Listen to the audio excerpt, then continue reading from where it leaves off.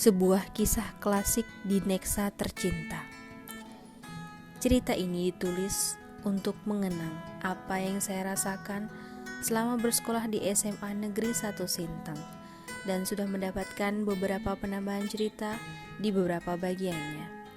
Saya mohon maaf karena hanya dapat menuliskan nama beberapa tokoh dalam cerita ini tanpa bermaksud sengaja tidak memasukkan nama tokoh yang lainnya.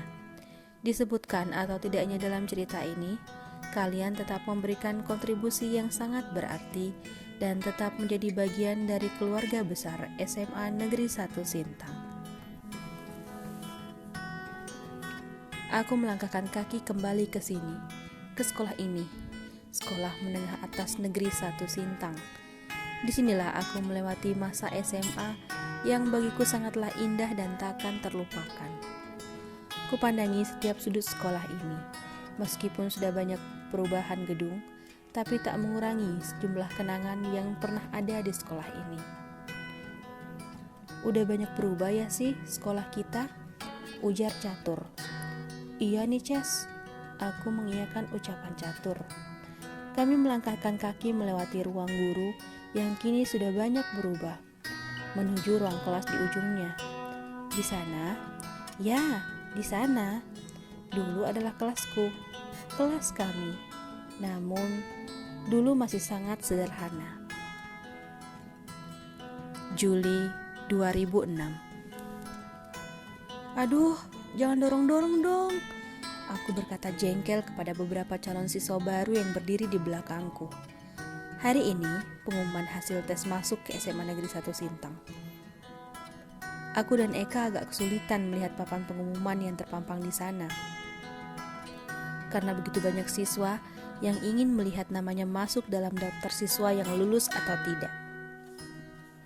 Setelah berdesak-desakan, aku dan Eka pun berhasil menerobos kerumunan mereka, mencari nama kami. Dan itu dia, itu dia nama kami. Kami lulus.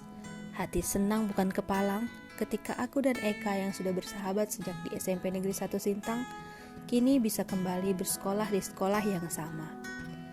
Kita lulus kah? Bareng lagi dong kita, ucapku senang. Iya sih, akhirnya, puji Tuhan, saut Eka tak kalah antusias. Kami saling berpelukan layaknya Teletubbies. Senang rasanya bisa masuk sekolah impian, apalagi jika bersama sahabat yang sudah sejak lama. Ayo semuanya berbaris. Hari ini kalian akan dibagikan kelas. Kelas 10 ada di sebelah kiri saya, dimulai dari 10A, 10B, 10C dan 10D. Pak Teguh mulai menunjukkan letak kelas 10 yang nanti akan kami tempati. Kelas 10 dibagi menjadi 4 kelas. Aku sangat berharap bisa sekelas dengan Eka nantinya. Baik, akan saya bacakan nama-namanya. Nanti nama yang saya panggil silakan berbaris di sebelah kanan, dimulai dari kelas 10A. Lanjut Pak Teguh. Berikutnya Eka Rini. Pak Teguh memanggil nama Eka. Sampai ke nama terakhir di kelas 10A, tidak juga disebutkan namaku. Aku sedih berpisah kelas dengan Eka. Aku menunggu namaku disebut, namun sampai di kelas 10C, namaku tak kunjung disebutkan. Ternyata aku ditempatkan di 10D, jauh sekali dari kelas Eka. Letak kelasnya pun paling ujung, dekat tangga dan dekat toilet. Meskipun aku sedih tidak bisa satu kelas dengan Eka, tapi beruntung aku sekelas dengan Tilda yang juga satu SMP denganku di SMP Negeri 1 Sintang. Kami pun duduk sebangku, tapi sayang tidak berlangsung lama. Karena wali kelas kami, Ibu Kartiniwati, menghendaki kami duduk sebangku dengan siswa yang berasal dari SMP yang berbeda. Sehingga aku pun duduk sebangku dengan Anita. Meskipun aku dan Eka tidak satu kelas, tapi kami tetap bisa berkisah saat jam istirahat. Bahkan, aku sekarang punya teman baru, selain teman baru di kelasku. Ia adalah teman sebangku Eka, namanya Epa Purnama Putri. Orangnya asik dan mudah diajak bergaul. Masa-masa MOS telah terlewat dan kami pun sudah resmi menjadi siswa SMA Negeri 1 Sintang. Seragam sekolah pun tak lagi menggunakan seragam bekas SMP. tapi sudah menggunakan seragam putih abu-abu. Kami merasa sudah menjadi anak SMA seutuhnya. Hari berganti hari, masa-masa kelas 10 pun terlewatkan tanpa terasa. Dan hari ini adalah penerimaan rapot kenaikan kelas. Dan puji Tuhan, kami kelas 10D naik 100%. Kami senang bukan kepalang karena naik ke kelas yang lebih tinggi, kelas 11. Dan yang lebih menyenangkan lagi adalah kami akan menjadi kakak kelas. Tak sabar rasanya menjadi kakak kelas. Di kelas 11, kami akan dibagi menjadi 2 jurusan, yaitu jurusan ilmu pengetahuan alam dan ilmu pengetahuan sosial. Aku dan beberapa orang teman sekelasku seperti Tilda, Chris, Agus, dan beberapa teman yang lain berhasil duduk di kelas 11 IPA. Sementara sisanya menempati 11 IPS 1, 11 IPS 2, dan 11 IPS 3. Begitu pula Eka dan Epa. Aku senang karena bisa satu kelas lagi dengan Eka, dan lebih senang lagi karena mendapat teman baru lagi di 11 IPA ini. Selamat pagi anak-anak, ujar Bu Tripina, wali kelas kami. Selamat pagi Bu, sahut kami sekelas bersamaan. Selamat datang di kelas 11. Sekarang kalian sudah duduk di kelas 11 IPA. Itu artinya kalian harus lebih giat lagi dalam belajar. Saya akan menjadi wali kelas kalian selama kelas 11 ini. Baik, sekarang kita pemilihan ketua kelas ya. Lanjut Bu Tripina. Kami pun melangsungkan pemilihan ketua kelas. Hari-hari di kelas 11 memang lebih berat dibandingkan di kelas 10. Karena di kelas 11 sudah dibagi per jurusan, maka pelajaran pun dikonsentrasikan ke bidangnya. Kami makin sering berkutat dengan rumus-rumus fisika yang terkadang buat kepala serasa berputar-putar, atau memahami reaksi-reaksi kimia, ataupun menghafal nama-nama organ tubuh serta fungsinya, serta menyilangkan bunga merah dan bunga putih dalam pelajaran biologi. Tapi kami menjalaninya dengan senang hati. Tak jarang kami berlomba-lomba memecahkan soal matematika yang diberikan oleh Bu Tripina, guru matematika sekaligus wali kelas kami itu. Kebersamaan kami di kelas ini membuat kami saling akrab satu sama lain. Kami mulai punya kumpulan teman-teman ngobrol. Begitu pula dengan aku. Aku mulai akrab dengan 7 teman sekelasku ini. Mereka adalah Eka, Epa, Agus, Chris yang biasa kami sebut dengan Dul, Catur yang kami panggil Ces, Tilda, dan Fitrianto yang kami gelar dengan sebutan Pak RT. Kami berdelapan lebih sering kumpul-kumpul bareng. Sasaran utama tempat nongkrong kami adalah kantin Bu Teguh yang selalu ramai. Seperti saat istirahat pertama ini, kami berbondong-bondong ke kantin Bu Teguh. Ibu, pesan bakso dong 3 ya, ujarku memesankan Epa dan Eka juga. Saya nasi kuning Bu, lanjut Agus. Saya bubur ya Bu, nggak pakai teri, Tilda ikut memesan.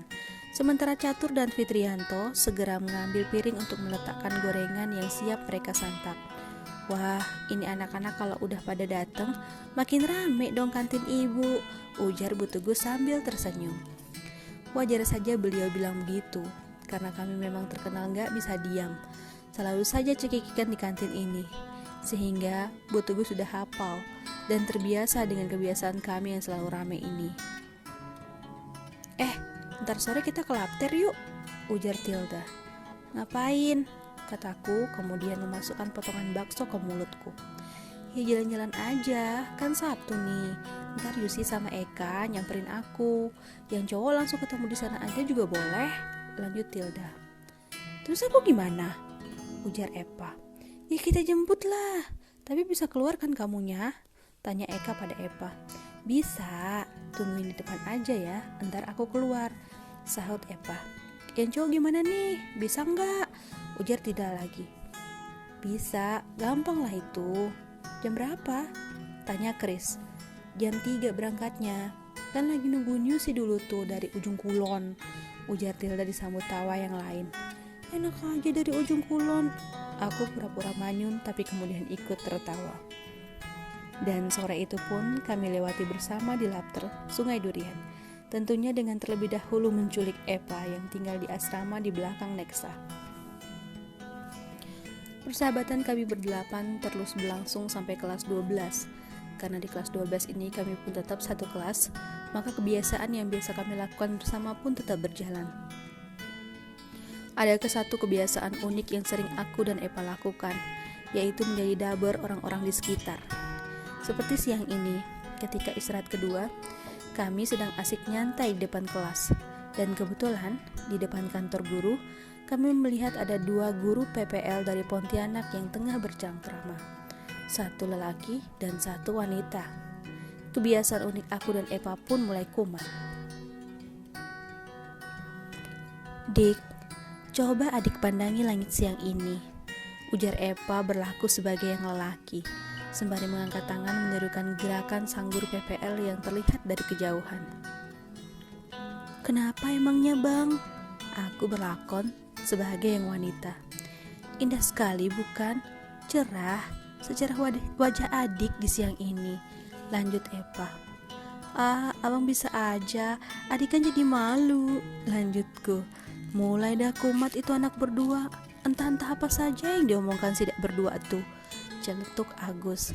"Ih, Agus mah ganggu deh. Kita tuh lagi menerjemahkan percakapan antara ibu sama bapak PPL yang sana itu loh." Epa menunjuk ke arah 2 guru PPL itu. "Emangnya kalian tahu mereka ngomongin apa?" tanya Agus lagi. "Ya tahulah, tapi ya versi kita berdua. Kita kan lagi berimprovisasi," sahutku sembari tertawa. "Ah, Yusi sama Eva mah modus. Mereka itu sebenarnya lagi merhatiin adik kelas di seberang sana tuh," ujar Catur. "Eits, bisa aja Ces ini. Kita kan lagi menyelam sambil minum es kelapa campur sirup plus nata de coco," aku cengar-cengir. "Tenggelam tar yang ada Yus," lanjut Eka. Kami lalu tertawa bersama-sama. Juni 2014. "Hei, sorry ya telat. Ini si Dul jemputnya lama," terdengar suara Epa dari belakang aku dan Catur yang tengah terpaku memenangi kelas kami dahulu, disusul oleh Chris yang dengan muka masih mengantuk. "Iya, gak apa-apa. Aku sama Ces belum lama juga kok," aku bercipaka-cipiki dengan Epa. "Sorry, ketiduran akunya," ujar Chris seraya menyelami aku dan Catur. Tak lama kemudian, datang Agus dan Fitrianto sembari terkikik. Ini 2 anak kenapa datang-datang pada ketawa diri sendiri?" tanya Catur. "Ada yang dikira tukang ojek, Cis," ujar Agus geli. "Maksudnya?" tanya Epa. Kami yang lain juga terheran-heran. "Tahu tuh ibu-ibu, aku udah kece gini, masa disangka tukang ojek?" Fitrianto kesal. Ia duduk di tangga di samping Catur. "Gimana ceritanya?" tanya Catur lagi. "Tadi tuh Pak RT nungguin aku, kan aku lagi beli sesuatu di dekat pasar gitu. Dia ketemu sama temennya, ngobrol lah mereka berdua di atas motor. Mereka gak sadar kalau mereka tuh parkirin motor dekat banget sama pangkalan ojek. Datang dah ibu-ibu ngirain Pak RT tukang ojek, mau minta anterin ke Pal 4, terang Agus sembari terbahak-bahak. Kami pun ikut tertawa mendengar keapesan Pak RT pagi ini. "Pagi, pada ngomongin apa sih? Ngomongin kita ya," suara Eka yang datang bersama Tilda. "Gak ada siaran ulang," ujar Agus pura-pura ketus. "Ih, jahat," Eka menggitak Agus pulang. Kami pun menceritakan apa yang dialami Fitrianto hari ini yang membuat kami kembali tertawa. Ya, hari ini kami kembali berkumpul di sini, di sekolah ini, SMA Negeri 1 Sintang, Nexa. Tempat kami saling mengenal dan kemudian bersahabat. Tempat kami belajar menghargai perbedaan satu sama lain. Tempat kami mengukir kenangan yang akan selalu kami ingat. Kenangan yang terukir sejak 2006 hingga 2008. Kami memang bukanlah anak SMA lagi. Kami juga tidak lagi berada di kelas yang sama lagi. Tak lagi belajar di Nexa. Tak lagi menjadi daber atau ngecengin adik kelas. Tak lagi bikin ribut kantin Bu Teguh. Tak lagi numpang nonton TV di perpustakaan. Semua itu memang tak akan mungkin bisa diulang. Tapi semua itu masih dapat dikenang. Kenangan tentang arti persahabatan, tentang toleransi, solidaritas, dan cinta pernah terukir di sini. Terima kasih SMA Negeri 1 Sintang. Terima kasih Nexa tercinta, karena telah mengukir kisah terindah dalam lembaran kisah hidupku. Cerita ini aku persembahkan untuk semua sahabat-sahabatku, alumni SMA Negeri 1 Sintang, khususnya lulusan 2008. Meskipun masa SMA kita sudah berakhir, namun semoga persahabatan kita tak akan pernah lekang oleh waktu. Semoga kenangan kita yang pernah terukir di Nexa tercinta akan menjadi sebuah kisah klasik di Nexa yang akan selalu kita kenang. Semoga.